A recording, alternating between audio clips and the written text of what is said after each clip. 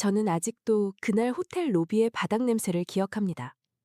비가 막 그친 서울의 저녁이었고 자동문이 열릴 때마다 축축한 바람이 대리석 바닥 위로 얇게 밀려 들어왔습니다. 저는 회색 청소복 소매를 걷어올린 채 손잡이가 조금 헐거워진 밀대를 쥐고 있었습니다. 바닥에는 누군가 흘리고 간 커피 자국이 길게 번져 있었고 저는 그 갈색 얼룩을 닦으려고 허리를 숙인 순간이었습니다. 그때 젊은 프런트 매니저가 제 앞을 막아섰습니다. 그는 제 이름을 부르지 않았습니다. 처음부터 끝까지 한 번도 제 이름을 부르지 않았습니다. 대신 낮고 빠른 목소리로 말했습니다. 아줌마, 여기 계시면 안 됩니다. 처음에는 제가 잘못 들은 줄 알았습니다. 저는 그 호텔에서 새벽 5시 반부터 일했습니다. 손님들이 아직 잠든 시간에 유리문을 닫고 아무도 없는 복도를 지나며 휴지통을 비우고 카페 뒤에 남은 작은 먼지들을 손으로 집어올리던 사람이 저였습니다. 그런데 그날 저녁, 저는 제가 늘 닦던 그 로비 한가운데에서 마치 몰래 들어온 사람처럼 취급받고 있었습니다. 저는 오늘 야간까지 도와달라고 연락받아서 말끝이 흐려졌습니다. 매니저의 눈이 제 젖은 운동화에 멈췄기 때문입니다. 싸구려 운동화 앞코는 오래돼서 조금 벌어져 있었고 비에 젖은 바짓단은 발목에 차갑게 달라붙어 있었습니다. 그가 저를 훑어보는 방식은 이상하게 조용했습니다. 소리를 지르지 않았지만 그 침묵 속에 이미 결론이 들어 있었습니다. 당신은 이 자리에 어울리지 않는다. 로비 안쪽에서는 중요한 행사가 준비되고 있었습니다. 천장에는 부드러운 조명이 켜져 있었고 검은 정장을 입은 직원들이 와인잔을 닦고 있었습니다. 하얀 테이블보 위로 작은 꽃병들이 가지런히 놓였고 피아노 소리가 낮게 흘렀습니다. 저는 그 모든 것을 방해하는 얼룩처럼 서 있었습니다. 매니저는 제 손에 들린 밀대를 힐끗 보더니 한숨처럼 웃었습니다. 오늘은 회장님 오시는 날입니다. 외부 손님들도 많고요. 청소는 뒤쪽에서 하세요. 로디에는 보이지 않게. 보이지 않게. 그 말이 이상하게 오래 남았습니다. 사람이 아니라 물건에게 하는 말 같았습니다. 치워야 할 걸레, 접어 넣어야 할 의자, 잠시 숨겨두어야 할 낡은 상자처럼. 저는 대답하려고 입술을 움직였지만 모간이 바짝 말라붙었습니다. 그때 귀에서 누군가 작은 목소리로 웃었습니다. 2명의 젊은 직원이 저를 보고 시선을 피했습니다. 피했다고 생각했지만 이미 늦었습니다. 사람은 자신을 무시하는 눈빛을 이상하게 빨리 알아차립니다. 죄송합니다. 금방 나가겠습니다. 제가 그렇게 말했을 때 제 목소리는 제가 들어도 너무 낮았습니다. 밀대 자료를 쥔 손에 힘이 들어가 손가락 관절이 하얗게 변했습니다. 저는 고개를 숙이고 뒤로 물러났습니다. 그런데 그때 매니저가 제 팔을 살짝 잡았습니다. 세게 잡은 건 아니었습니다. 하지만 남들 앞에서 제 몸의 방향을 정해도 된다는 듯한 그 손길이 이상하게 더 아팠습니다. 아예 직원 통로로 나가세요. 손님들이 보면 곤란합니다. 그 순간 자동문이 다시 열렸습니다.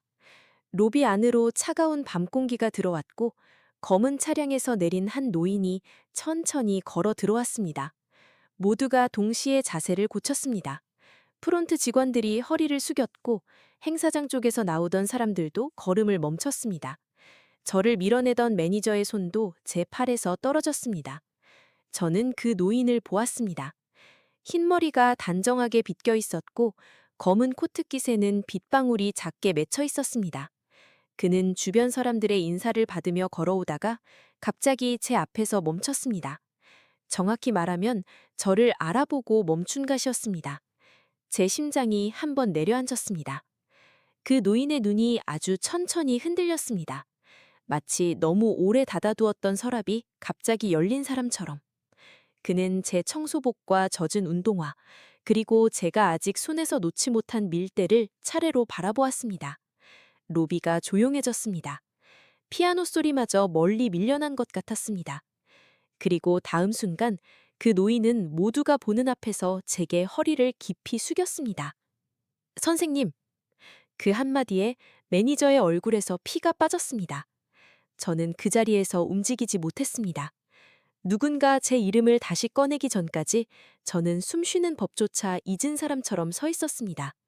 사람들이 왜 회장이라 부르던 그 노인이 낡은 청소복을 입은 제게 고개를 숙였는지, 왜 그의 눈가가 젖어 있었는지, 그 호텔 로비의 모든 시선이 왜 갑자기 저를 향해 얼어붙었는지, 그 이유를 말하려면 저는 아주 오래 전으로 돌아가야 합니다.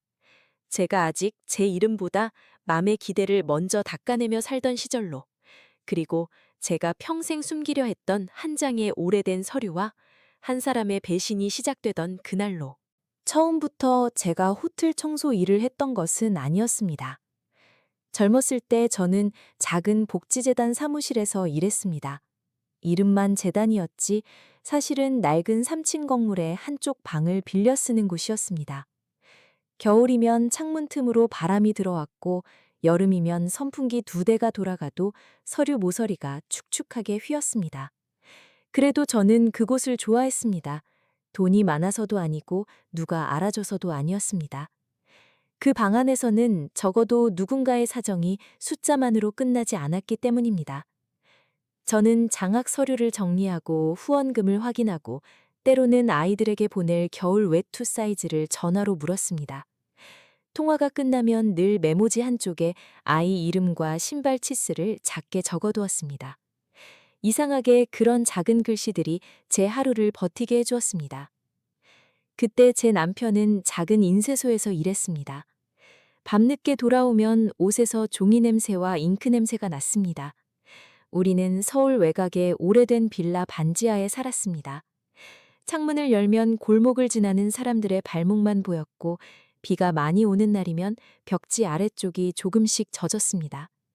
그래도 그 시절의 저는 가난하다는 생각보다 아직 무엇이든 지킬 수 있다는 생각을 더 많이 했습니다. 남편은 말이 적은 사람이었습니다. 다정한 말도 서툴렀고 미안하다는 말은 더 서툴렀습니다. 그래도 퇴근길에 붕어빵 3개를 사와서 신문지 위에 올려놓곤 했습니다.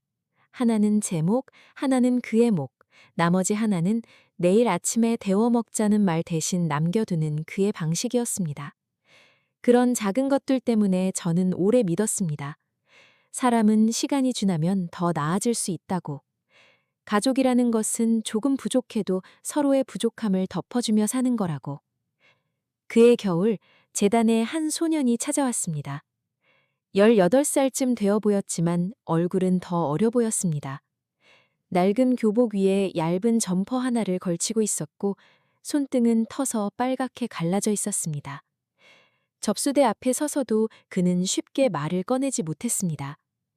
제가 따뜻한 물 한 잔을 건네자 두 손으로 컵을 감싸 주었습니다. 마치 손이 아니라 마음을 녹이는 사람처럼. 이름이 뭐예요?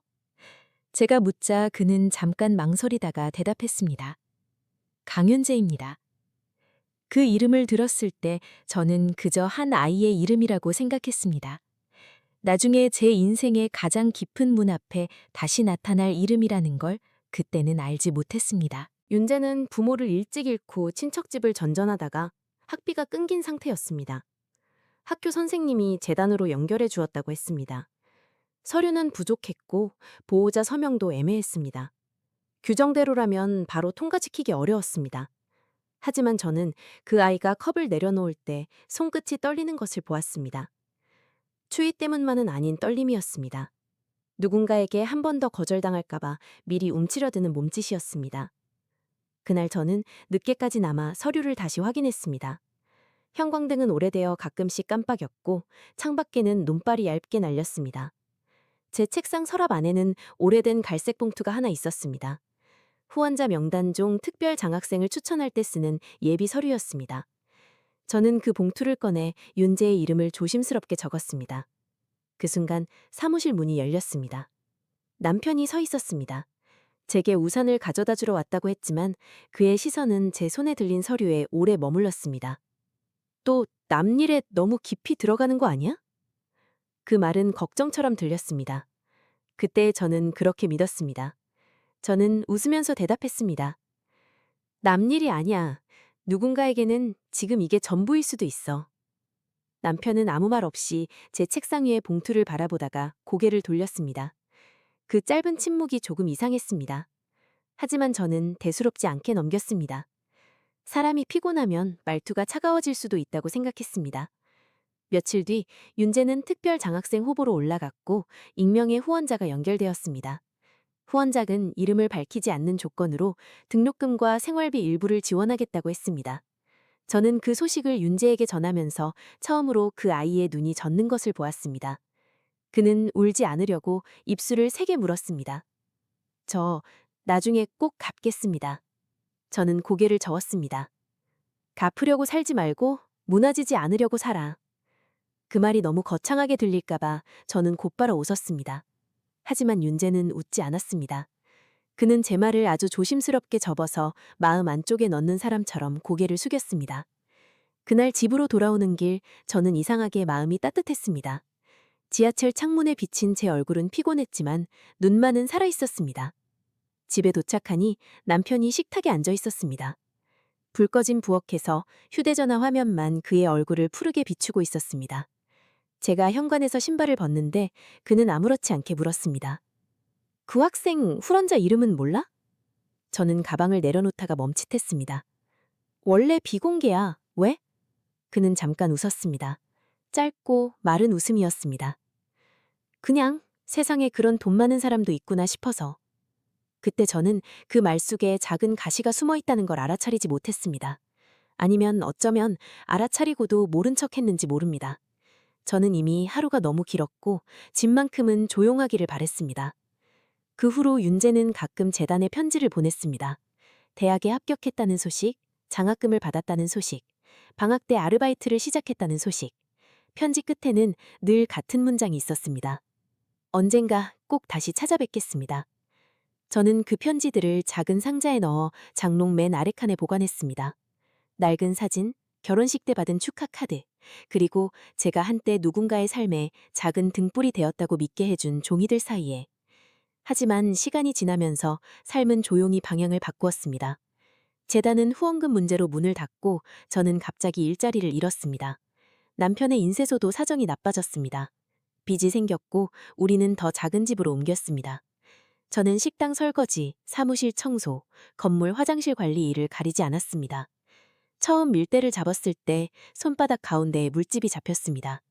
터진 물집이 쓰라려도 누구에게 말하지 않았습니다. 그때마다 저는 스스로에게 말했습니다. 괜찮다. 부끄러운 일은 아니다. 내가 닦는 것은 바닥이지 내 존엄은 아니라고. 하지만 세상은 자주 그 둘을 구분하지 않았습니다. 그리고 제 남편도 어느 순간부터 그 구분을 하지 않기 시작했습니다. 남편이 변하기 시작한 건 아주 천천히였습니다. 처음에는 그저 피곤해서 그런 줄 알았습니다. 인쇄소 일이 줄고 빚 독촉 전화가 자주 오고 밤마다 계산기를 두드리는 시간이 길어졌으니까요. 그는 예전보다 말수가 더 줄었고 식탁 위에 놓인 반찬을 젓가락 끝으로 뒤적이다가 그대로 숟가락을 내려놓곤 했습니다. 저는 그런 그의 등을 보며 화를 내기보다 미안함을 먼저 느꼈습니다. 같이 힘든데 내가 더 잘 버티지 못해서 그런가 보다 생각했습니다. 그러던 어느 날 남편이 제게 뜻밖의 말을 꺼냈습니다. 당신 그때 재단 서류들 아직 갖고 있어? 저는 설거지를 하던 손을 멈췄습니다. 물소리가 싱크대 안에서 계속 흘렀고 거품 위로 작은 접시 하나가 천천히 가라앉았습니다. 무슨 서류? 그 학생들 편지 같은 거, 후원 관련된 거. 그가 아무렇지 않은 척 말했지만 목소리가 너무 말라 있었습니다. 저는 그때 처음으로 장롱 아래 칸에 넣어둔 작은 상자를 떠올렸습니다. 윤재가 보낸 편지들이 들어있는 상자. 특별 장학생 추천서 사본. 익명 후원 확인서. 제가 언젠가 삶이 너무 무거울 때마다 몰래 꺼내 읽던 종이들. 왜 갑자기 그걸 물어? 남편은 대답 대신 담배를 찾듯 주머니를 뒤졌습니다. 우리 집에서는 오래전에 담배를 끊기로 약속했는데 그의 손버릇은 여전히 불안할 때마다 주머니 속을 뒤졌습니다. 그냥 혹시 도움받을 때가 있나 해서. 그 말은 현실적이었습니다. 그래서 더 반박하기 어려웠습니다.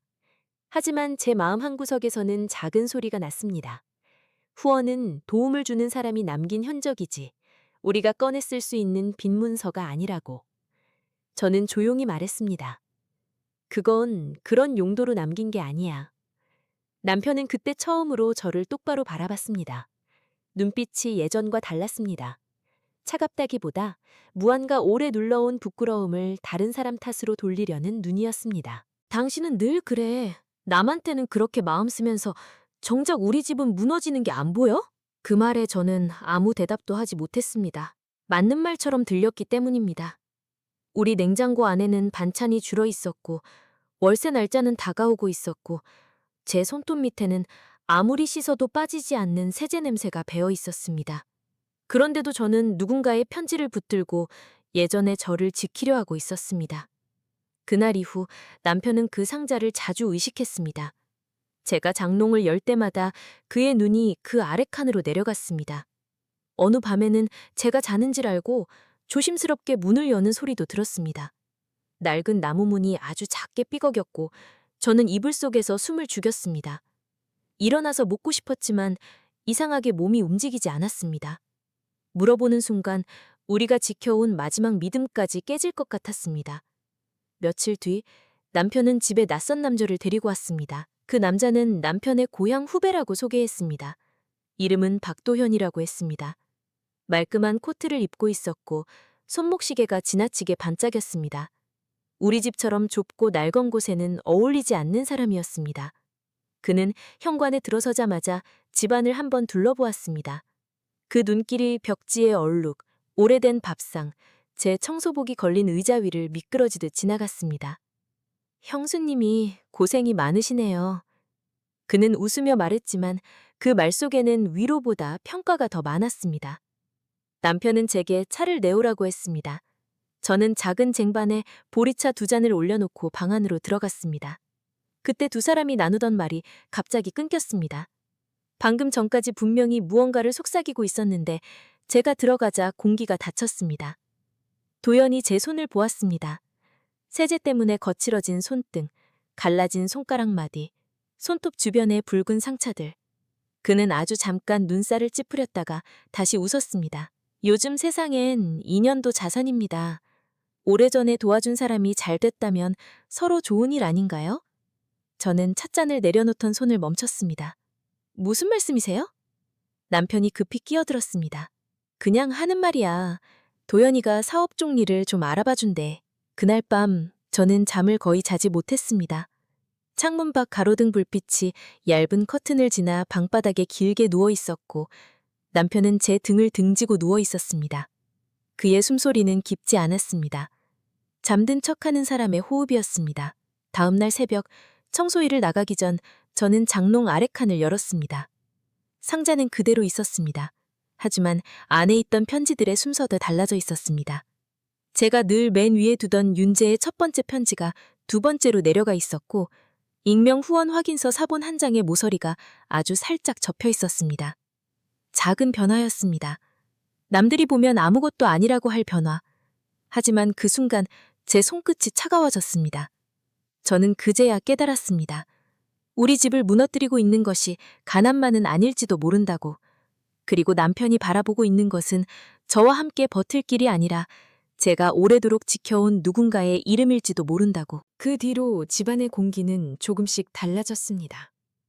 누가 문을 세게 닫은 것도 아니고 큰 싸움이 난 것도 아니었습니다. 오히려 겉으로 보면 우리 집은 예전과 다르지 않았습니다.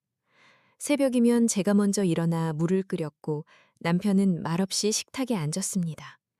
저는 그의 앞에 밥과 국을 놓고 그는 휴대전화 화면만 내려다보며 숟가락을 들었습니다. 창문 밖에서는 출근하는 사람들의 발소리가 골목을 지나갔고 낡은 냉장고는 밤새 버티다 지친 것처럼 낮게 웅웅거렸습니다. 하지만 이상하게도 그 모든 익숙한 소리들이 낯설어졌습니다. 남편은 더 자주 전화를 받으러 밖으로 나갔습니다. 좁은 빌라 복도 끝 비상등 아래에 서서 낮은 목소리로 말했습니다. 문틈으로 그의 등이 보였습니다. 예전에는 조금 굽어있던 등이 그때는 이상하게 딱딱해 보였습니다. 누군가를 설득하는 사람의 등이었습니다. 조금만 더 기다려. 내가 방법 찾고 있어. 그 말을 들은 순간 저는 손에 들고 있던 행주를 더 세게 움켜쥐었습니다. 물기가 손가락 사이로 흘러내렸고 차가운 물이 손목 안쪽까지 타고 내려왔습니다. 누구에게 기다리라고 하는 걸까? 무슨 방법을 찾고 있다는 걸까? 묻고 싶었지만 문을 열 용기가 나지 않았습니다. 저는 점점 집안에서 손님처럼 굴게 되었습니다. 장롱을 열 때도 남편 눈치를 받고 작은 상자를 확인할 때도 일부러 낮에 혼자 있을 때만 했습니다. 편지들은 아직 그 안에 있었습니다. 윤재가 대학 합격 소식을 전하던 편지, 첫 장학금을 받았다며 더 열심히 살겠다고 쓴 편지, 그리고 선생님 덕분에 오늘도 무너지지 않았습니다 라고 적힌 편지까지. 그런데 저는 그 편지들을 읽을 때마다 더 이상 위로를 받지 못했습니다. 마치 제가 지켜야 할 사람이 윤재가 아니라 그 편지를 노리는 누군가로부터 제 과거를 지켜야 하는 사람이 된 것 같았습니다. 남편은 대놓고 상자를 달라고 하지 않았습니다. 그보다 더 힘든 방식으로 저를 밀어붙였습니다. 어느 날 저녁 그는 밥상 앞에서 갑자기 말했습니다. 당신이 진짜 우리 가족 생각한다면 자존심 같은 건 내려놔야지. 저는 국그릇을 내려놓다가 손을 멈췄습니다. 내가 무슨 자존심을 세웠는데? 그는 대답하지 않았습니다. 대신 젓가락을 식탁 위에 탁 내려놓았습니다. 큰 소리는 아니었지만 좁은 부엌에서는 충분히 날카롭게 들렸습니다. 그 소리에 저도 모르게 어깨를 움츠렸습니다. 남편은 그걸 보고도 아무 말 하지 않았습니다. 예전 같으면 미안하다고 했을 사람인데 이제는 제 움츠림마저 자기에게 유리한 침묵으로 여기는 것 같았습니다. 그날 이후 저는 더 많이 일했습니다. 새벽에는 빌딩 청소, 낮에는 작은 식당 주방 보조, 밤에는 사무실 쓰레기 분리수거. 하루가 끝나면 손목이 제 것이 아닌 것처럼 옥신거렸습니다. 지하철 마지막 칸에 앉아 있으면 창문에 비친 제 얼굴이 낯설었습니다. 눈밑은 어둡고 입술은 말라 있었고 손에는 늘 락스 냄새가 남아 있었습니다. 그래도 집에 들어가기 전에는 골목 모퉁이에서 잠깐 멈춰서곤 했습니다. 바로 들어가면 제 피로가 들킬 것 같아서였습니다. 저는 옷매무새를 손으로 정리하고 21번 고르고 아무렇지 않은 얼굴을 만들었습니다. 그때 저는 정말 이상했습니다. 밖에서는 남들이 저를 함부로 대하지 않도록 버티느라 힘들었고, 집안에서는 남편이 무너지지 않도록 제 무너짐을 숨기느라 힘들었습니다. 그러던 중 도현이 다시 집에 왔습니다. 이번에는 남편이 미리 말하지 않았습니다. 제가 야간 청소를 마치고 돌아왔을 때 방 안에서 두 사람의 목소리가 들렸습니다. 현관에는 낯선 구두가 놓여 있었고 식탁 위에는 제가 아껴두었던 과일이 깎여 있었습니다. 도연은 제 컵을 쓰고 있었습니다. 저는 그 사소한 장면 앞에서 이상하게 속이 뒤틀렸습니다. 내 허락 없이 내 공간에 들어온 사람, 내 컵으로 물을 마시는 사람, 내 남편과 내 과거를 이야기하고 있을지도 모르는 사람. 제가 방으로 들어가자 도현은 자리에서 반쯤 일어났습니다. 아, 오셨네요. 오늘도 고생 많으셨습니다. 그 말이 듣기 좋지 않았습니다. 고생을 알아주는 척하면서 동시에 제 위치를 확인시키는 말이었습니다. 남편은 저를 보지도 않고 서류 봉투 하나를 접어 테이블 아래로 밀어넣었습니다. 저는 그 움직임을 보았습니다. 너무 빨랐고 그래서 더 분명했습니다. 무슨 서류야? 제가 묻자 남편은 짜증 섞인 숨을 내쉬었습니다. 당신은 꼭 피곤하게 만들어. 도연이 웃으며 끼어들었습니다. 형수님, 걱정 마세요. 나쁜 일 하자는 게 아닙니다. 그냥 오래전 인연을 다시 이어보자는 거죠. 저는 그때 처음으로 그의 눈을 똑바로 보았습니다. 부드럽게 웃고 있었지만 눈은 계산을 하고 있었습니다. 사람이 아니라 기회를 보는 눈, 윤재라는 이름, 익명 후원자라는 흔적, 그리고 오래전에 아무 대가 없이 했던 제 선택까지 모두 돈이 될 수 있는 무언가로 바꾸어 보려는 눈. 저는 낮게 말했습니다. 그 아이 이름을 함부로 쓰지 마세요. 순간 방 안이 조용해졌습니다. 남편이 천천히 고개를 들었습니다. 그의 얼굴에는 당황보다 불쾌함이 먼저 지나갔습니다. 마치 제가 넘어서는 안 될 선을 넘은 사람처럼. 그 아이? 아직도 그 학생이 그렇게 중요해? 그 말에 저는 가슴 어딘가가 무너졌습니다. 중요해서가 아니었습니다. 그 아이가 누구보다 귀해서가 아니었습니다. 다만 누군가의 절박했던 시간을 우리가 함부로 꺼내 팔아도 되는 물건처럼 대하는 게 견딜 수 없었습니다. 하지만 저는 그날도 더 크게 말하지 못했습니다. 도연이 돌아간 뒤 남편은 오랫동안 말이 없었습니다. 저는 싱크대 앞에 서서 컵을 씻었습니다. 이미 깨끗한 컵인데도 계속 문질렀습니다. 물소리라도 있어야 숨을 쉴 수 있을 것 같았습니다. 그때 남편이 등 뒤에서 말했습니다. 당신이 그렇게 고상해서 우리가 이 꼴인 거야. 저는 수도꼭지를 잠갔습니다. 갑자기 부엌이 너무 조용해졌습니다. 젖은 컵에서 물방울 하나가 떨어지는 소리가 들렸습니다. 똑 하고. 그날 밤 저는 처음으로 장롱 아래칸의 상자를 꺼내 품에 안고 잤습니다. 누군가 빼앗아 갈까 봐서가 아니라 제가 제 자신을 어디까지 잃어버렸는지 확인하고 싶어서였습니다. 낡은 편지 모서리가 가슴에 닿았습니다. 종이는 가벼웠지만 그 안에 담긴 시간은 너무 무거웠습니다. 그리고 새벽이 가까워질 무렵 저는 깨달았습니다. 이 집에서 제가 지키려 한 것은 가족만이 아니었습니다. 저는 남편이 아직 예전의 사람이라고 믿고 싶어서 제 마음속에서 이미 여러 번 울린 경고음을 계속 못 들은 척하고 있었습니다. 하지만 더는 그럴 수 없었습니다. 사람은 하루아침에 무너지는 게 아니었습니다. 조금씩 밀리고 조금씩 삼키고 조금씩 자기 목소리를 낮추다가 어느 날 문득 알게 됩니다. 내가 살고 있는 이 조용한 집이 사실은 내 마음을 아주 천천히 비우고 있었다는 것을. 그날 이후 저는 상자를 다른 곳에 숨겼습니다. 대단한 곳은 아니었습니다. 제가 일하던 건물 지하 청소도구실, 오래된 세젤박스 뒤쪽이었습니다. 창문도 없고 늘 축축한 냄새가 배어있는 좁은 방이었지만 이상하게 그곳이 집보다 안전하게 느껴졌습니다. 노란 고무장갑, 낡은 걸레, 대걸레 자루들 사이에 갈색 상사를 밀어넣으며 저는 한참 동안 그 앞에 쪼그려 앉아 있었습니다. 누가 보면 우스운 모습이었을 겁니다. 한때 사람의 미래를 담았던 편지들을 이제는 락스 냄새 나는 구석에 숨기고 있는 여자. 그런데도 그 순간 저는 조금 숨을 쉴 수 있었습니다. 처음으로 남편이 정해놓은 침복 밖으로 한 발을 내디딘 것 같았습니다. 누구에게 소리친 것도 아니고 싸움을 건 것도 아니었습니다. 하지만 그 상자를 집 밖으로 옮긴 일은 제게 아주 작은 반항이었습니다. 적어도 그날만큼은 누군가 제 과거를 제 허락 없이 뒤지는 것을 막은 셈이었으니까요. 집에 돌아왔을 때 남편은 이미 장롱문을 열어둔 채 서 있었습니다. 제 심장이 철렁 내려앉았습니다. 방바닥에는 이불이 조금 흐트러져 있었고 서랍 하나가 반쯤 열린 채였습니다. 그는 천천히 돌아보았습니다. 얼굴에는 놀람도 미안함도 없었습니다. 오히려 제가 들킨 사람처럼 느껴질 만큼 그의 눈빛은 뻔뻔했습니다. 상자 어디 뒀어? 저는 가방끈을 손으로 꼭 쥐었습니다. 왜? 묻는 말에 대답해. 예전 같으면 저는 그 말투 하나에도 금방 무너졌을 겁니다. 집안이 시끄러워지는 게 싫어서, 남편이 더 화내는 게 두려워서, 결국 제가 먼저 사과했을지도 모릅니다. 하지만 그날은 이상하게도 눈물이 나지 않았습니다. 대신 목 안쪽이 차갑게 가라앉았습니다. 그건 내 물건이야. 남편이 헛웃음을 쳤습니다. 내 물건? 우리 집에 네 건 내 것이 어딨어? 그 말이 제 가심을 찔렀습니다. 우리는 부부였고 오래 함께 살았습니다.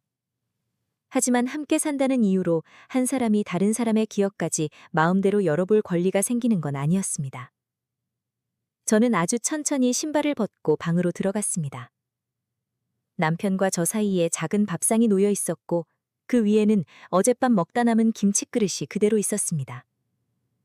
저는 그 냄새와 정적 속에서 처음으로 그의 눈을 피하지 않았습니다. 당신이 찾는 건 편지가 아니잖아. 그가 잠깐 멈췄습니다. 저는 숨을 들이마셨습니다. 심장이 너무 빨리 뛰어서 제가 말하는 소리가 떨릴까봐 무서웠습니다. 그래도 말했습니다. 그 아이 이름으로 뭘 하려고 했어? 남편의 얼굴이 딱딱해졌습니다. 대답 대신 그는 테이블 위에 놓인 휴대전화를 뒤집어 엎었습니다. 화면이 아래로 향하는 소리가 작게 났습니다. 그것만으로도 충분했습니다. 숨기고 싶은 것이 있는 사람의 손은 늘 먼저 움직입니다. 그는 낮게 말했습니다. 우리가 죽게 생겼는데 당신은 아직도 남 걱정이야? 그 아이는 우리한테 빚진 적 없어. 당신이 도와줬잖아. 그건 빚이 아니야. 제 목소리는 크지 않았습니다. 하지만 그 말을 내뱉는 순간 오랫동안 제 안에 눌려있던 무언가가 아주 조금 제자리로 돌아오는 느낌이 들었습니다. 남편은 그런 저를 낯설게 바라보았습니다. 마치 그동안 조용히 닫고 참고 고개 숙이던 사람이 갑자기 자기 이름을 기억해낸 것처럼. 그날 밤 우리는 거의 말하지 않았습니다. 남편은 거실에서 잤고 저는 방 안에 앉아 새벽까지 휴대전화를 들여다보았습니다. 예전 재단에서 함께 일했던 사람들의 연락처를 찾았습니다. 대부분 번호가 바뀌었고 몇 명은 받지 않았습니다. 그러다 마지막으로 저장되어 있던 이름 하나에서 손이 멈췄습니다. 한미정. 재단에서 회계를 맡았던 사람이었습니다. 누구보다 조용했고 문제가 생기면 늘 서류 뒤쪽까지 확인하던 사람. 재단이 문을 닫던 날 그는 제 손을 붙잡고 말했었습니다. 언젠가 필요하면 연락하세요. 모든 게 그냥 사라진 건 아니니까요. 저는 그 말을 오래 잊고 살았습니다. 통화 버튼을 누르기까지 한참이 걸렸습니다. 새벽 2시가 가까운 시간이었으니까요. 그런데 신호가 3번쯤 울렸을 때 뜻밖에도 전화가 연결되었습니다. 여보세요? 잠긴 목소리였습니다. 저는 입술을 적시고 겨우 말했습니다. 미정 씨, 저예요. 서은주예요. 전화 너머가 잠시 조용해졌습니다. 너무 오래된 이름이 공기 중에서 먼지를 철어내는 것 같았습니다. 그리고 미정 씨가 낮게 숨을 들이마셨습니다. 은주 씨, 드디어 연락하셨네요. 드디어. 그 단어가 이상했습니다. 마치 그가 저를 기다리고 있었던 사람처럼 들렸습니다. 저는 손끝이 차가워졌습니다. 혹시 그때 재단 후원 기록 아직 남아 있어요? 미정 씨는 바로 대답하지 않았습니다. 아주 작은 종이 넘기는 소리 같은 것이 들렸습니다. 아니면 제 착각이었을지도 모릅니다. 은주 씨, 먼저 묻고 싶은 게 있어요. 요즘 누가 윤재 씨 이름을 찾고 있나요? 저는 대답하지 못했습니다. 방 안의 어둠이 갑자기 두꺼워졌습니다. 남편이 거실에서 뒤척이는 소리가 들렸고 저는 본능적으로 목소리를 낮췄습니다. 왜요? 무슨 일이 있었어요? 미정 씨는 한동안 침묵했습니다. 그리고 아주 조심스럽게 말했습니다. 몇 달 전부터 어떤 남자가 예전 장학생 명단을 캐고 다녔어요. 특히 강윤재 씨. 지금은 이름을 바꿔서 사업을 크게 하고 있다는 소문이 있더군요. 호텔 투자 쪽으로요. 저는 숨을 멈췄습니다. 호텔. 그 단어가 제 마음 어딘가에 작게 박혔습니다. 하지만 그때는 아직 그것이 훗날 제가 쫓겨나게 될 그 로비와 이어질 거라고 상상조차 못했습니다. 하지만 이미 이야기의 실은 보이지 않는 곳에서 당겨지고 있었습니다. 그 남자가 누구였는지 알아요? 제가 묻자 미정 씨는 낮게 대답했습니다. 박도현이라는 이름을 썼어요. 그런데 더 이상한 건 따로 있어요. 그 사람이 은주 씨 남편 이름을 알고 있었습니다. 등줄기를 따라 차가운 것이 내려갔습니다. 저는 거실 쪽을 바라보았습니다. 어둠 속에서 남편의 등이 희미하게 보였습니다. 한때 제게 붕어빵을 사오던 사람, 비 오는 날 우산을 들고 재단까지 찾아오던 사람, 그리고 지금은 제 과거를 돈으로 바꾸려는 사람들과 같은 방향을 보고 있는 사람. 그 순간 미정 씨가 다시 말했습니다. 은주 씨, 그때 후원자는 익명이 아니었어요. 저는 눈을 감았습니다. 네? 서류상으로만 익명이었죠. 실제 후원자는 강윤재 씨 본인이 가장 나중에 알게 되도록 처리되어 있었어요. 그 돈을 낸 사람은 그때 거실에서 휴대전화 진동음이 울렸습니다. 남편의 전화였습니다. 어둠 속에서 화면이 켜졌고 발신자 이름이 희미하게 보였습니다. 저는 통화를 끊지 않은 채로 저도 모르게 몸을 앞으로 기울였습니다. 화면에는 세 글자가 떠 있었습니다. 박도현. 그리고 남편은 잠에서 깬 사람답지 않게 너무 빠르게 그 전화를 집어들었습니다. 남편의 휴대전화 화면에 박도연이라는 이름이 뜬 순간 저는 숨을 삼켰습니다. 거실은 어두웠고 화면빛만 남편의 얼굴을 희미하게 비추고 있었습니다. 그는 잠에서 깬 사람처럼 보이지 않았습니다. 오히려 오래 기다린 연락을 받은 사람처럼 빠르게 전화를 받았습니다. 지금은 말하기 곤란해. 그의 목소리는 낮았습니다. 저는 방 안에서 문틈을 조금 열어둔 채 손에 든 휴대전화를 꼭 쥐고 있었습니다. 전화 너머에서는 미정 씨가 제 이름을 부르고 있었지만 저는 대답하지 못했습니다. 잠시 뒤 남편이 다시 말했습니다. 상자는 없어. 그 여자가 눈치챘어. 그 여자. 저는 그 말 앞에서 한동안 움직일 수 없었습니다. 아내도 가족도 아닌 그 여자. 오래 함께 산 세월이 한순간에 낡은 종이처럼 구겨지는 느낌이었습니다. 남편은 이어서 말했습니다. 그 서류만 있으면 접촉할 명분은 만들 수 있다며 예전 후원 관계였다고 하면. 저는 더 듣고 있을 수 없어 방 안쪽으로 물러났습니다. 입술이 떨렸습니다. 미정 씨, 방금 들으셨어요? 전화 너머에서 미정 씨가 조용히 대답했습니다. 죽음요. 그 한마디에 저는 이상하게 무너졌습니다. 제가 예민했던 게 아니었습니다. 착각도 아니었습니다. 남편은 정말로 제 과거를 이용하려 하고 있었습니다. 저는 겨우 물었습니다. 아까 말하려던 거 후원자가 누구였다고요? 미정 씨는 잠시 침묵했습니다. 그리고 낮게 말했습니다. 그 돈은 은주 씨가 만든 거였어요. 저는 숨을 멈췄습니다. 오래전 어머니 장례 뒤 남은 작은 보험금 일부와 제 퇴직금에서 조금 떼어 재단에 맡겼던 일이 떠올랐습니다. 저는 그 돈을 큰 선행이라고 생각한 적 없었습니다. 그저 한 아이가 학교를 그만두지 않았으면 했습니다. 윤재가 두 손으로 물컵을 감싸주고 앉아있던 모습이 자꾸 눈앞에 밟혔기 때문입니다. 윤재 씨는 나중에 알았어요. 은주 씨가 자신을 도왔다는 걸요. 그래서 몇 번이나 은주 씨를 찾으려 했어요. 저를요? 네. 그런데 연락처가 바뀌었고 이사도 여러 번 했잖아요. 그때 남편분이 재단 쪽에 전화해서 은주 씨 찾는 사람이 있으면 자기한테 먼저 연락하라고 했어요. 제 손끝이 차가워졌습니다. 남편은 알고 있었습니다. 윤재가 저를 찾았다는 것을, 제가 누군가에게 잊힌 사람이 아니라는 것을. 그런데 그는 제게 말하지 않았습니다. 그리고 이제 와서 그 이름을 이용해 돈과 기회를 얻으려 하고 있었습니다. 다음 날 새벽, 저는 건물 지하 청소도구실로 갔습니다. 세제 박스 뒤에 숨겨둔 상자를 꺼내자 오래된 종이 냄새가 올라왔습니다. 편지들 사이에는 제가 미처 보지 못했던 작은 봉투가 있었습니다. 봉투 겉에는 미정 씨의 글씨가 적혀 있었습니다. 혹시 언젠가 은주 씨가 필요할 때, 안에는 윤재의 장학 지원 기록, 제 후원금 처리 내역, 그리고 남편이 예전 재단 기록을 열람하려 했다는 메모가 들어 있었습니다. 마지막 장에는 호텔 행사 안내문 복사본이 있었습니다. 그 아래 굵은 글씨로 한 이름이 적혀 있었습니다. 강윤재 대표. 그 이름을 보는 순간 제 안에 시간이 멈췄습니다. 가난한 교복을 입고 떨던 아이가 이제는 사람들이 대표라고 부르는 사람이 되어 있었습니다. 그때 청소도구실 문이 열렸습니다. 남편이 서 있었습니다. 그의 눈은 제 얼굴이 아니라 제 손에 든 봉투를 보고 있었습니다. 거기 있었네. 저는 상자를 품에 안았습니다. 비켜. 남편이 웃었습니다. 당신 혼자 정의로운 척하면 뭐가 달라져? 저는 처음으로 그의 눈을 피하지 않았습니다. 달라져. 이제 나는 내가 뭘 지켜야 하는지 아니까. 그 순간 복도 끝에서 발소리가 들렸습니다. 미정 씨였습니다. 그녀는 작은 USB 하나를 내밀었습니다. 여기에 있어요. 남편분과 박도연 씨가 예전 기록을 어떻게 이용하려 했는지. 남편의 얼굴이 굳었습니다. 며칠 뒤 저는 그 호텔 로비로 가게 되었습니다. 남편과 박도연이 윤재에게 접근하려던 바로 그 행사 날이었습니다. 그들은 제가 낡은 청소복을 입고 고개 숙일 거라고 믿었습니다. 하지만 그날의 저는 더 이상 숨겨질 사람이 아니었습니다. 행사장 당일 저는 일부러 평소보다 일찍 호텔에 도착했습니다.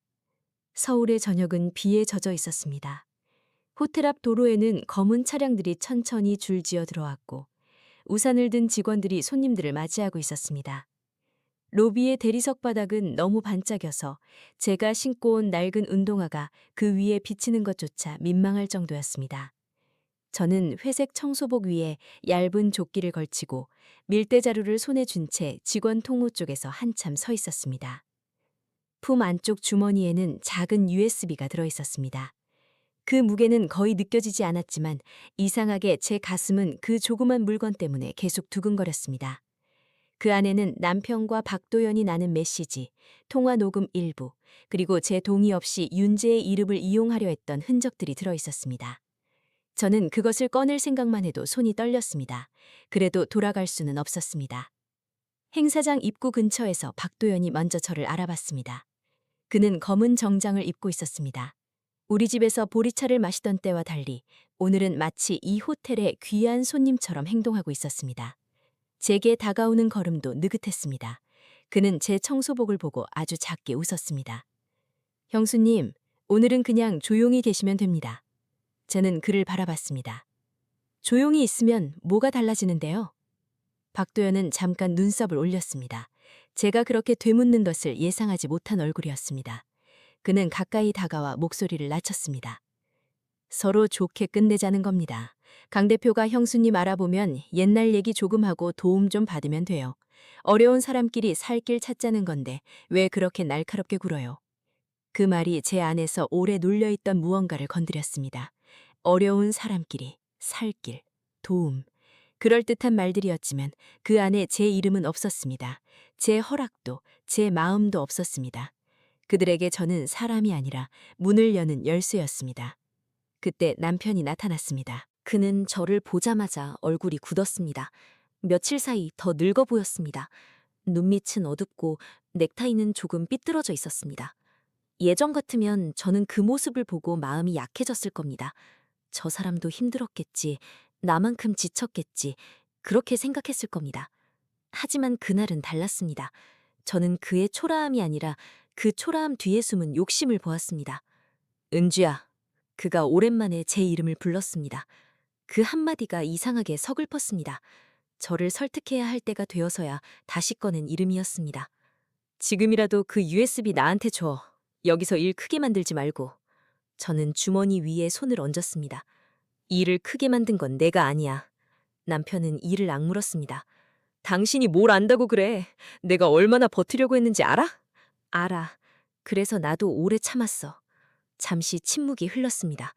로비 너머에서는 잔잔한 피아노 소리가 들렸고 직원들은 손님들에게 미소를 지으며 샴페인 잔을 건네고 있었습니다. 그 화려한 빛 아래서 우리 세 사람만 다른 세상에 서 있는 것 같았습니다. 남편은 제 팔을 잡으려 했습니다. 저는 한 걸음 뒤로 물러났습니다. 그 작은 움직임에 그의 얼굴이 일그러졌습니다. 그는 낮은 목소리로 말했습니다. 당신 오늘 여기서 이러면 우리 완전히 끝이야. 저는 그 말을 듣고 한참 그를 바라봤습니다. 이상하게도 마음이 차분해졌습니다. 우리가 끝나는 게 두려웠던 시간은 이미 지나가 있었습니다. 사실 우리는 그가 제 이름을 감추고 제 과거를 숨기고 제 침묵을 이용하기 시작한 날부터 조금씩 끝나고 있었습니다. 끝나는 게 무서워서 내가 나를 계속 잃어야 해? 그가 아무 말도 하지 못했습니다. 그 순간 로비 입구 쪽에 술렁였습니다. 검은 차량 한 대가 호텔 앞에 멈췄고 직원들이 동시에 자세를 고쳤습니다. 박도연의 눈빛이 번뜩였습니다. 남편도 저를 붙잡으려던 손을 내렸습니다. 모두가 한 방향을 바라보았습니다. 강윤재 대표가 들어오고 있었습니다. 처음에는 알아보지 못했습니다.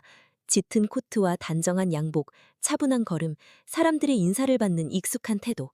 하지만 그가 로비 중앙으로 걸어 들어오는 순간 저는 그 눈을 보았습니다. 오래전 낡은 교복을 입고 제 앞에 앉아있던 아이의 눈. 누군가에게 한 번 더 거절당할까봐 숨을 죽이던 그 눈이 세월을 지나 훨씬 깊어져 있었습니다. 박도연이 먼저 움직였습니다.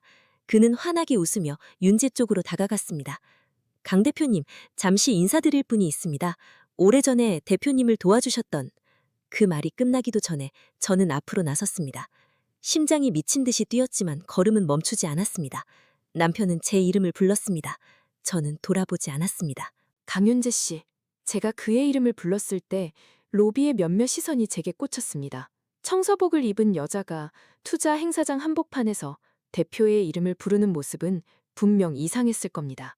젊은 프론트 매니저가 급히 다가왔습니다. 아줌마, 여기 계시면 안 됩니다. 그는 제 앞을 막았습니다. 바로 그 말이었습니다. 제가 처음 이 로비에서 들었던 말, 보이지 않게 나가라는 말, 손님들이 보면 곤란하다는 말. 하지만 이번에는 고개 숙이지 않았습니다. 저는 주머니에서 USB를 꺼내 손바닥 위에 올렸습니다. 저는 오늘 청소하러 온 게 맞습니다. 하지만 누군가 제 이름으로 거짓말을 하려 해서 그걸 막으러 온 것도 맞습니다. 매니저가 당황한 얼굴로 저를 밀어내려 했습니다. 그때 윤재가 멈춰 섰습니다. 그의 시선이 제 얼굴 위에 고정되었습니다. 처음에는 낯선 사람을 보듯 보았습니다. 그러다 아주 천천히 그의 눈동자가 흔들렸습니다.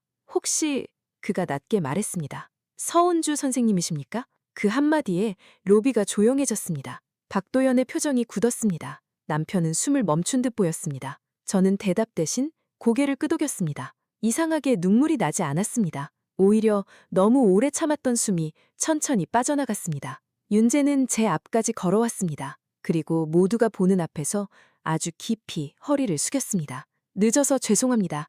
너무 오래 찾았습니다. 그 순간 제 손끝이 떨렸습니다. 제가 숨겨왔던 세월, 더럽다고 여겨질까봐 감췄던 청소복, 남편에게조차 제대로 존중받지 못했던 제 이름이 그 한 번의 인사 앞에서 조용히 제자리로 돌아왔습니다. 남편이 급히 끼어들었습니다.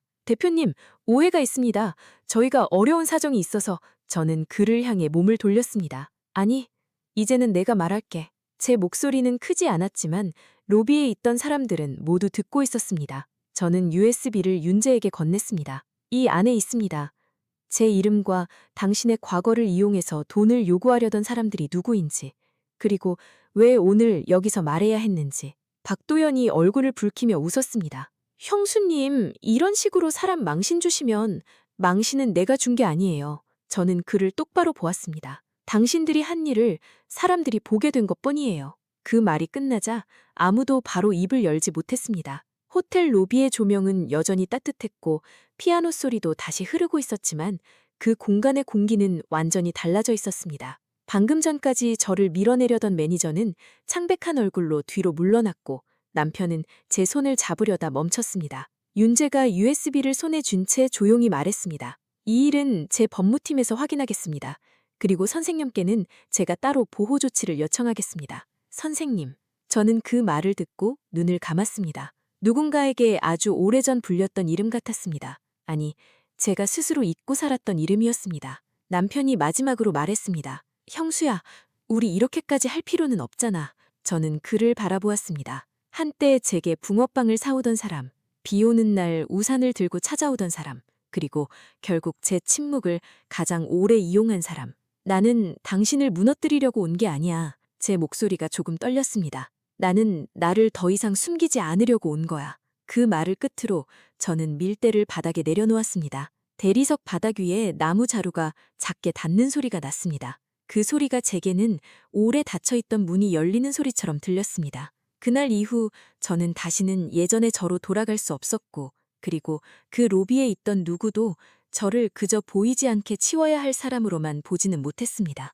그날 밤 저는 호텔 직원 휴게실 한쪽에 앉아 한참 동안 손을 켜지 못했습니다. 손바닥 안에는 USB를 쥐고 있던 자국이 남아 있었습니다. 아무것도 들고 있지 않은데도 손가락이 아직 무언가를 놓치면 안 된다는 듯 굽어 있었습니다. 창밖에는 비가 그쳐 있었고 호텔 유리벽에 비친 서울의 불빛들이 길게 번져 있었습니다. 사람들은 여전히 웃고 있었고 엘리베이터는 조용히 오르내렸고 로비에는 다시 음악이 흘렀습니다.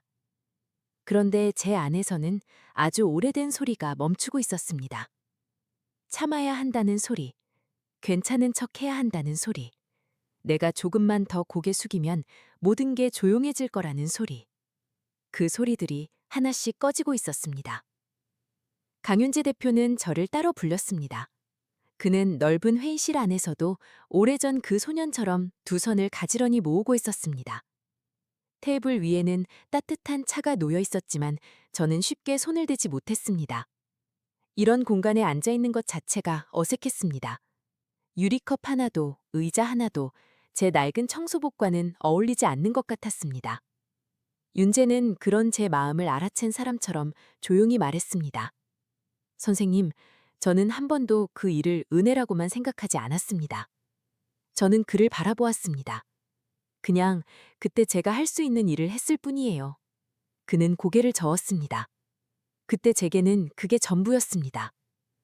그 말에 저는 더 이상 아무 말도 할 수 없었습니다. 너무 오래 남의 바닥을 닦고 살다 보면 자신이 누군가에게 남긴 흔적까지 작게 여기게 됩니다. 나는 별일을 한 게 아니라고, 내가 한 일은 아무것도 아니라고, 그렇게 말해야 마음이 편했습니다. 그런데 그날 처음으로 알았습니다. 제가 작게 접어둔 선의가 누군가의 인생에서는 무너지지 않게 붙잡아준 난간이었을 수도 있다는 것을. 그 후의 일들은 조용하지만 분명하게 진행되었습니다. 윤재의 법무팀은 USB에 담긴 메시지와 녹음, 그리고 미정 씨가 보관해둔 예전 기록들을 확인했습니다. 박도연은 더 이상 호텔 행사장 근처에 나타나지 못했습니다. 그가 몇몇 투자자에게 접근하며 예전 장학생 명단을 이용하려 했던 정황도 드러났습니다. 그는 사람들 앞에서는 늘 세련된 말투로 웃었지만 결국 자신이 만든 말의 그물에 스스로 걸렸습니다. 남편은 며칠 동안 집에 들어오지 않았습니다. 저는 그가 어디에 있는지 묻지 않았습니다. 예전 같으면 밤새 전화를 붙잡고 있었을 겁니다. 혹시 길에서 쓰러진 건 아닌지, 술을 마신 건 아닌지, 내가 너무 심했던 건 아닌지 스스로를 탓했을 겁니다. 하지만 이번에는 그러지 않았습니다. 저는 처음으로 제 걱정을 제 자리로 돌려놓았습니다. 며칠 뒤 남편이 돌아왔습니다. 그는 현관 앞에 서서 한참 동안 문을 두드리지 못했습니다. 저는 안쪽에서 그 그림자를 보고 있었습니다. 문 아래로 들어오는 복도 불빛이 그의 발끝을 길게 만들었습니다. 손잡이를 돌리는 순간 저는 이상하게 떨리지 않았습니다. 그는 수척해져 있었습니다. 넥타이도 없었고 머리는 흐트러져 있었고 눈에는 잠을 제대로 못 잔 사람의 붉은 기운이 남아 있었습니다. 한때 저는 그 얼굴을 보면 무조건 마음이 약해졌습니다. 하지만 그날은 달랐습니다. 마음이 아프지 않았다는 뜻은 아닙니다. 다만 그 아픔이 더 이상 저를 무릎 꿇게 만들지는 않았습니다. 그는 조용히 말했습니다. 미안하다. 저는 그 말을 오래 바라보았습니다. 미안하다는 말은 너무 늦게 도착하면 사과라기보다 문 밖에 놓인 젖은 우산처럼 보일 때가 있습니다. 필요했던 순간에는 없었고 모든 비를 다 맞은 뒤에야 나타나는 것. 무엇이 미안한데? 제가 묻자 그는 입술을 다물었습니다. 그 침묵만으로도 저는 알았습니다. 그는 아직도 전부를 말할 준비가 되어 있지 않았습니다. 제 이름을 숨긴 것, 윤재가 저를 참는다는 사실을 감춘 것, 제 과거를 돈이 들 기회로 바꾸려 한 것, 그리고 무엇보다 제가 무너져가는 동안 저를 가장 가까이에서 못 본 척한 것, 그 많은 일들을 한 문장으로 덮고 싶어하는 사람의 얼굴이었습니다. 저는 장롱 아래칸을 열었습니다. 이제 그곳은 비어 있었습니다. 상자는 이미 제 곁으로 돌아와 있었지만 저는 다시 숨기지 않기로 했습니다. 저는 갈색 상자를 식탁 위에 올려놓았습니다. 오래된 편지들과 서류들이 들어있는 상자였습니다. 이건 내가 살아온 시간 일부야. 남편은 고개를 들지 못했습니다. 당신은 그걸 같이 지켜준 사람이 아니라 빼앗으려 한 사람이 됐어. 그는 아무 말도 하지 않았습니다. 저는 천천히 방 안을 둘러보았습니다. 낡은 벽지, 오래된 냉장고, 싱크대 옆에 말라붙은 물자국, 식탁 모서리에 생긴 작은 흠집. 우리가 함께 버텼다고 믿었던 공간이었습니다. 하지만 이제야 알았습니다. 함께 버틴다는 것은 한 사람이 계속 무너지고 다른 한 사람이 그 침묵 위에 앉아있는 일이 아니었습니다. 나는 당분간 이 집을 떠날 거야. 남편이 그제야 고개를 들었습니다. 은주야, 붙잡지 마. 제 목소리는 조용했습니다. 나는 당신을 벌 주려고 떠나는 게 아니야. 내가 나를 더 잃기 전에 나가려는 거야. 그날 밤 저는 큰 짐을 싸지 않았습니다. 옷 몇 벌, 오래된 편지 상자, 어머니 사진 한 장, 그리고 낡은 운동화 대신 윤재가 조심스럽게 보내준 새 신발 한 켤레를 가방에 넣었습니다. 비싼 물건은 아니었습니다. 하지만 그 신발을 보며 저는 오래 생각했습니다. 누군가에게 받는 도움도 나를 낮추는 일이 아니라 다시 걷기 위한 손길이 될 수 있다는 것을. 문을 나서기 전 남편은 부엌 입구에 서 있었습니다. 그는 울지 않았습니다. 저도 울지 않았습니다. 우리는 너무 많은 시간을 이미 울어버린 사람들처럼 조용했습니다. 그는 마지막으로 말했습니다. 다시 돌아올 수는 없을까? 저는 손잡이를 잡은 채 잠시 멈췄습니다. 언젠가 당신이 정말 무엇을 잃었는지 알게 되면 그때는 사과부터 다시 배워. 그 말을 남기고 문을 닫았습니다. 복도에는 새벽 냄새가 났습니다. 오래된 빌라 계단은 여전히 어둡고 좁았지만 이상하게 그날만큼은 내려가는 길이 두렵지 않았습니다. 저는 한 계단씩 천천히 내려갔습니다. 가방은 무거웠고 손잡이는 손바닥을 아프게 눌렀지만 제 마음은 오랜만에 제 몸 안에 제대로 들어와 있는 것 같았습니다. 며칠 뒤 저는 작은 원룸을 얻었습니다. 방은 좁았습니다. 창문을 열면 바로 맞은편 건물 벽이 보였고 냉장고는 작았으며 싱크대 물은 처음에 녹물이 조금 나왔습니다. 그래도 그 방에는 이상한 평온이 있었습니다. 누군가의 눈치를 보며 장롱을 열 필요도 없었고 밤늦게 걸려오는 전화를 두려워하지 않아도 됐습니다. 저는 첫날 밤 작은 냄비에 된장국을 끓였습니다. 국물이 끓는 소리가 방 안을 천천히 채웠습니다. 오래된 식탁 대신 접이식 테이블에 밥 한 공기와 김치 한 접시를 놓고 앉았을 때 저는 이상하게 목이 메었습니다. 혼자 먹는 밥이 이렇게 조용할 줄은 알았지만 이렇게 따뜻할 줄은 몰랐습니다. 윤재는 제게 여러 번 도움을 제안했습니다. 더 나은 집, 더 편한 일자리, 필요한 지원을 모두 해주겠다고 했습니다. 저는 처음에는 모두 거절했습니다. 누군가의 호의를 받는 일이 아직 서툴렀습니다. 하지만 그는 서두르지 않았습니다. 어느 날 제게 말했습니다. 선생님이 제게 해주신 것도 그때는 선생님께 큰 돈이었잖아요. 도움은 크기보다 방향이 중요하다고 저는 배웠습니다. 그 말을 듣고 저는 더 이상 무조건 밀어내지 않기로 했습니다. 저는 호텔 청소 일을 그만두지 않았습니다. 다만 같은 자리에서 더 이상 고개를 숙인 채 숨으려 하지 않았습니다. 청소복은 여전히 회색이었고 손에는 여전히 세제 냄새가 났습니다. 하지만 이상하게 그 옷이 예전처럼 부끄럽지 않았습니다. 부끄러워해야 할 것은 일을 하는 사람이 아니라 그 일을 하는 사람의 눈을 함부로 낮추어 보는 마음이라는 걸 이제 알기 때문입니다. 얼마 뒤 윤재는 자신이 운영하는 재단에서 오래전 저 같은 사람들을 위한 작은 장학 프로그램을 만들었습니다. 이름은 제 힘으로 붙이고 싶다고 했지만 저는 고개를 저었습니다. 이름은 필요 없어요. 그냥 아이들이 자기 이름을 잃지 않게 해주세요.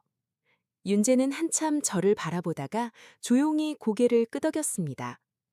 그날 돌아오는 길, 저는 오래전 윤재의 첫 편지를 다시 꺼내 읽었습니다. 종이는 누렇게 변했고 접힌 자국은 더 깊어져 있었습니다. 하지만 마지막 문장은 아직 뚜렷했습니다. 언젠가 꼭 다시 찾아뵙겠습니다. 저는 그 문장을 손끝으로 천천히 쓸어보았습니다. 인생은 가끔 너무 늦게 대답을 보내옵니다. 너무 늦어서 이미 아무 의미 없다고 생각할 때 문득 오래전의 작은 선택이 돌아와 등을 두드리는 날이 있습니다. 남편에게서는 몇 번의 메시지가 왔습니다. 처음에는 변명에 가까웠고, 그 다음에는 후회에 가까웠고, 마지막에는 아주 짧은 문장이었습니다. 내가 당신을 너무 오래 못 봤다. 저는 그 메시지를 한참 바라보았습니다. 답장을 쓰지는 않았습니다. 대신 휴대전화를 뒤집어 놓고 창문을 열었습니다. 새벽 공기가 방 안으로 들어왔습니다. 차갑지만 깨끗했습니다. 저는 그날 알았습니다. 용서란 반드시 돌아가는 것이 아니라는 것을. 어떤 용서는 문을 닫은 채 상대가 자신의 빈 방을 바라보게 두는 일일 수도 있습니다. 그리고 어떤 이별은 미움의 끝이 아니라 나를 더 이상 잃지 않겠다는 조용한 약속일 수도 있습니다. 지금도 저는 가끔 호텔 로비의 그 순간을 떠올립니다. 젖은 운동화, 회색 청소복, 차가운 대리석 바닥, 그리고 모두가 보는 앞에서 제게 허리를 숙이던 윤재의 모습. 사람들은 그 장면을 대단한 반전이라고 기억할지도 모릅니다. 청소부인 줄 알았던 여자가 사실은 누군가의 인생을 바꾼 사람이었다고. 하지만 제게 진짜 반전은 그것이 아니었습니다. 진짜 반전은 제가 더 이상 누군가가 고개 숙여져야만 가치 있는 사람이 아니라는 걸 깨달은 순간이었습니다. 저는 처음부터 지워져도 되는 사람이 아니었습니다. 다만 너무 오래 제 손으로 제 이름을 작게 접어두고 살았을 뿐입니다. 그날 이후 저는 작은 원룸 문 앞에 새 열쇠고리를 달았습니다. 아무 장식도 없는 투명한 열쇠고리였습니다. 그 안에는 오래된 편지에서 오려낸 짧은 문장을 넣어두었습니다. 무너지지 않으려고 살아. 아침마다 문을 잠글 때마다 그 문장이 햇빛을 받아 희미하게 빛납니다. 저는 그 빛을 보며 천천히 숨을 쉽니다. 그리고 오늘도 일을 하러 나갑니다. 누군가의 바닥을 닦기 위해서가 아니라 제 삶을 다시 제 걸음으로 걸어가기 위해서.